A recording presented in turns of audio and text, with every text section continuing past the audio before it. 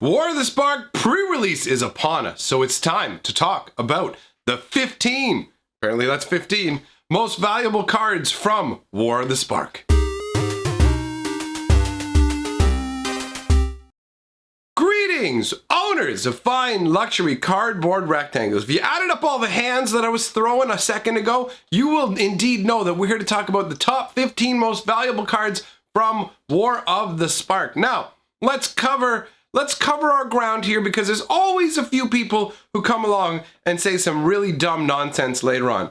These are based on pre-release prices, and here's where it gets really crazy. Here's the part that's going to blow your mind. When you're watching this video, that's not when I looked up the prices. That's not when I figured these cards out. I actually figured them out the day that I recorded the video. So when you go down into the comment section months later and you say, this card isn't in the top list and this card isn't worth X, and by the way, we're not using dollar values anymore. We're just going to cover the top 15 cards in order of current value without throwing the numbers out there. And that will help to minimize the dumb nonsense in the comments. Now, granted, you will see a few of these dumb comments, some of them from dummies, and some from people who think they're clever, who after I say all this will go down to the comments and go, I'm going to say what he said not to say because it makes me look clever and funny. It doesn't. It's unoriginal. Don't do it. But head on down to the comment section and you'll see the people did it anyways. Anyways, now that I got all that griping out of the way, let's move in to the top 15 most valuable cards as of pre-release time. Remember this, gentlemen, okay? All right, this is a tradition here on my channel. I've only missed one set since I started doing that, and that was because of the break we took away. Now, starting out, number 15, we're gonna start with the least valuable and move our way upwards. Starting with number 15, it's a rare card, thankfully. This is a Blast Zone, and the reason I say thankfully is you want to have some rares on the top 15 list. If it's all mythics, that's really bad for the set. There's only a couple rares on this list though, and it's heavily dominated by mythics. That is not really the greatest for a set. But either way, let's dive in, starting with number 15, Blast Zone. So Blast Zone is a land. It enters the battlefield with a charge counter on it. It taps for a colorless mana. It also lets you pay X twice and tap it to put X charge counters on Blast Zone. For those of you who don't know how double X works, let's say, for example, you wanted to put one charge counter on the land, you would pay 1 and 1 and tap it. So you'd pay 2 in total. If you wanted to put 2 charge counters on it, you're paying 4 and so on. You can do the math from there. Now, what do you use the charge counters for? Well, that's what the final ability comes into play for. 3 and tap it, sacrifice Blast Zone. Destroy each non-land permanent with converted mana cost equal to the number of charge counters on Blast Zone. So, it's pretty funky. I think the reason that they decided to just go ahead and have it come into the battlefield with a charge counter on it is because otherwise you could just use it to wipe out tokens. The way that Blast Zone is designed, you're not actually going to be able to use it to destroy token creatures whatsoever unless those token creatures happen to have a casting cost, and that's very, very rare with a token. So this is a pretty sweet board wipe in all honesty. I mean, you know that it's pretty sweet just from the fact that it's ranked in the top 15. On top of the fact that it's a pretty sweet destruction card, it's a land. It's a lot harder to destroy lands than other types of permanents. They've done artifacts with abilities like this, but those artifacts are far more easy to destroy. We take a look at the artwork. We can see Ravnica is burning. This is actually interestingly timed. When this artwork came out, it was the same time that the Notre Dame Cathedral, Notre Dame, however you want to say it, Cathedral had gone up in like blazing fire. This was released at the same time. So, I mean, what's going on? Do we have to go talk to Chris Ostrovsky and be like, are you Chris Nostradamski? See what I did there? Pretty clever. Yeah, let's move on. All right, so number 14 is God Eternal Bontu. 2 black, 3 colorless for a 5/6 zombie god with menace. So already you're getting a beefy body for your mana. When it enters the battlefield, sacrifice any number of other permanents, then draw that many cards. And when God Eternal Bontu dies or is put into exile from the battlefield, you may put it into its owner's library, 3rd from the top. Now, some of you may remember this particular card from me doing a full-on video about it, but I have a full video covering Bontu specifically in my lore playlist. So what I'll do is at the end of this video, I'll have a link to all the lore videos. So if you want to go and watch that, you can hear an in-depth video on Bontu. Big fan of the card, Really like the flavor behind it. You got yourself a funky eternalized crocodile god. So thumbs up to that. Let's move on to number 13. This is the other rare on the list. Unless I'm mistaken and we go through this again and I've miscounted, this is the only other rare. And this one's powerful enough that honestly it could have been made a mythic. So it's 2 white and 1 red, a 3/4 flyer. Whenever you cast an instant or sorcery spell that targets a creature you control, exile that card instead of putting it into your graveyard as it resolves. And if you do that, you get to return it to your hand at the beginning of the next end step. So this makes your spells reusable. Funnily enough, this is another card, I should say, that got a full video of its own. So if you want to know all the lore behind Feather and what's going on with her, what's going on in the artwork here and all that, I mean, you can see the Parhelion off in the background. You see these angels. Feather's redeemed. What's the deal? Was she disgraced at one point? Indeed she was. So again, that is in the lore playlist that will be included at the end of the video. I encourage you to check it out. This is a very solid card. I mean, for 3 mana, you're getting a nice solid package. Let us move on to number 12 on our list. That is God Eternal Ronus. As a big green crushy player, absolutely love this god. Want him very much. 2 green, 3 colors for a 5/5 death touch. When he enters the battlefield, double the power of each other creature you control until end of turn, and those creatures gain vigilance until end of turn.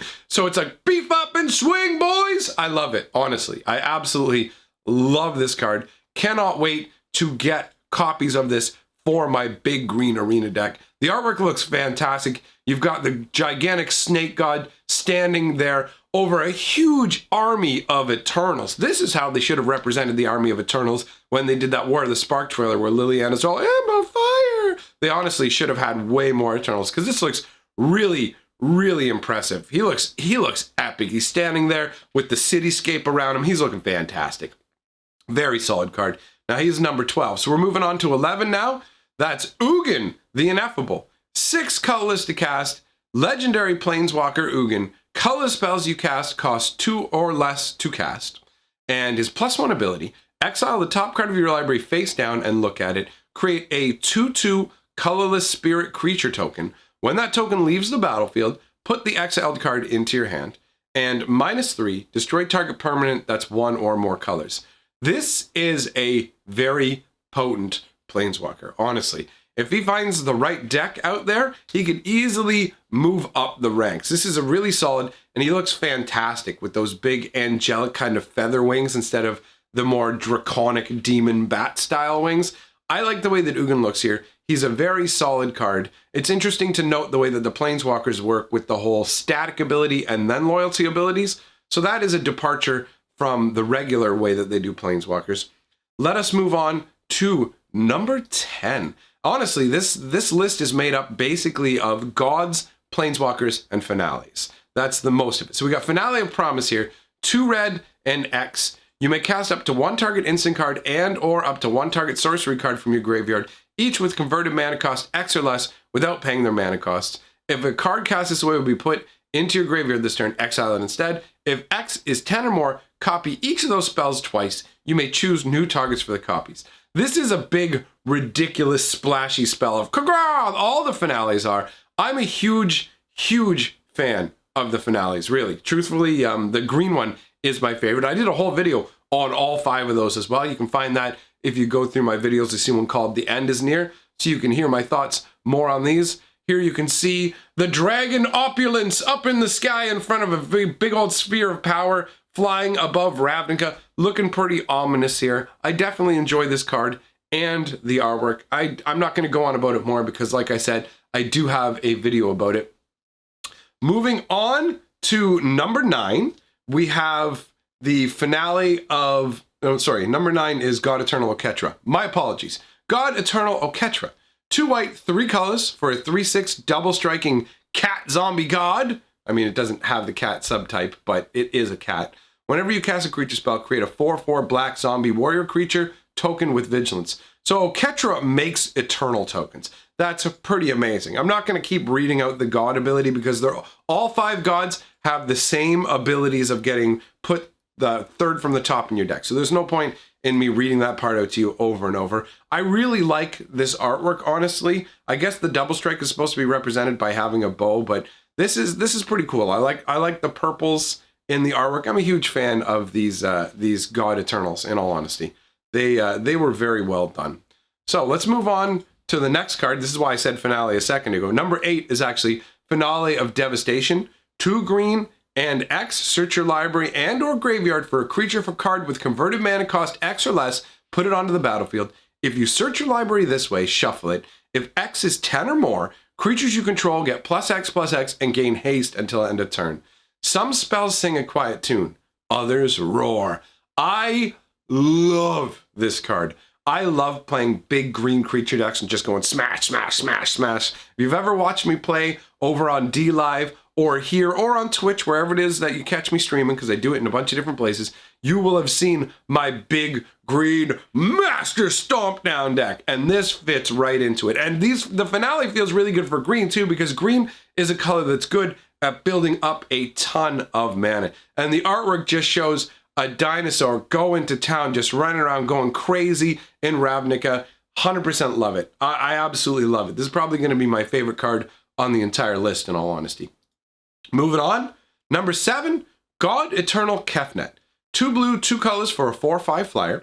You may reveal the first card you draw each turn as you draw it. Whenever you reveal an instant or sorcery card this way, copy that card and you may cast the copy. That copy costs 2 less to cast. That's a pretty potent ability. I mean, first of all, 4 mana for a 4/5 flyer is the type of body we would have done anything to get back in the days of starting out with Magic. Like back in the 90s, you would not get this good a bargain at all. Nothing close to this for your mana cost. For 4 mana like this, you'd get a 3/3 flyer with no abilities. That's the level we would be operating at. So this is like a huge step up in terms of power. And the fact that you can play spell, like you get to get extra copies of your spells and it makes them cheaper is pretty nutty, honestly. God Eternal Katra is crazy, and depending on what shows up in terms of instants and sorceries in other sets going forward, I could see this guy moving up in the ranks as well. Very cool. Then we move on to number 6, Karn, the Great Creator. 4 colorless casting cost artifact. Activated abilities of artifacts your opponents control can't be activated. +1 ability. Until your next turn, up to 1 target non-creature artifact becomes an artifact creature with power and toughness, each equal to its converted mana cost. And -2, you may choose an artifact card you own from outside the game or in exile, reveal that card, and put it into your hand. And the artwork, we have Karn here. Clearly he's being surrounded by chunks of metal that he is manipulating. There are other cards in the set that show his ability to manipulate metal. He's actually the one who's responsible for Mirrodin. And Phyrexia took over that. I expect actually in the future to see Karn go back and try and sort that out. Now, Karn he's one you need to keep your eye on because he is most likely going to end up going up in value. There are some disgusting things you can do with Karn. He's part of a 2-card combo that just locks your opponent out of the game. And his ultimate ability, his -2 search for an artifact or whatever, is broken. It's basically, it's part of, well, in this combo, it's broken. Basically, it allows you to grab the card you need out of your sideboard. So what you do with Karn is you use Mycosynth Lattice, okay? And Mycosynth Lattice turns everything on the board into artifacts. And if you notice, it says activated abilities of artifacts your opponent's control can't be activated. Turns all their lands into artifacts. And then they can't activate their lands. A lot of times when it says abilities can't be activated, it says unless they're mana abilities. Karn doesn't say that at all. So you can shut your opponent out of being able to tap his lands for the rest of the game using a Mycosynth Lattice and Karn. And if you put the lattices in your sideboard, Karn can grab it the turn you put it out. So he is ridiculous. Honestly, I expect Karn to hold value over time and just go up. He's going to be one of those cards that people want years from now. Let us move on to the next card we're going to talk about. That's number 5 on the list, and that is Teferi, the Time Raveler. This guy is potent. 1 blue, 1 white, 1 colorless. Each opponent can cast spells only anytime they could cast a sorcery. So, no more instant speed shenanigans. No more countering your stuff while he's out. Just dirty. +1 ability. Until your next turn, you may cast sorcery spells as though they had flash. That is, I really like the way that this shows him controlling the concept of time, where it's like, no, I'm slowing you down. I'm speeding me up. That's a cool concept. -3, return up to one target artifact, creature, or enchantment to its owner's hand and draw a card. This guy is really powerful. I mean, the casting cost only being 3 is insane. The fact that it shuts off counterspells is insane. The artwork is awesome. You see Teferi, he's got this like sphere above his hand, and it looks almost like the universe is twisting above his hand. But if you look over on the other side of Teferi, you can actually see Ravnica like bending up around, like those amazing scenes from that Doctor Strange movie where the whole city gets warped around. That's what's going on here, and it looks absolutely fantastic. This is some really vivid artwork, and I really, really enjoy it. Let's move on to number 4. Now this one, I'm surprised that he made it this high, but he is pretty powerful. So maybe I just haven't paid enough attention. Ilharg the Raiseboar. One of these gods is not like the other. I have a video about this as well, the Odd God Out. That is also in the lore playlist that will be listed at the end of the video. Surprising how many of the cards on this list have made it into my videos already. But anyways, he is 2 red, 3 colors for a 6/6 trampler. So already you're getting a good deal for your mana. Whenever he attacks, you can put a creature card from your hand onto the battlefield tapped and attacking, but you do have to return the creature to your hand at the beginning of the next end step. So it's not like you get to just slap it out and keep it out, but at the same time, you're going to be able to swing for insane amounts of damage. I mean, combine this with Aronis. Combine this with just him and Aronis, and you're just going to have absolute, like, just beefcake smash brigade. And that's just off the top of my head right now. There's a lot of options for this guy. But like I said, we've got a video on it, so if you want to check that out, feel free. We're going to move on to number 3, and that is Gideon Blackblade. Oh, Gideon, one of the few casualties of the War of the Spark.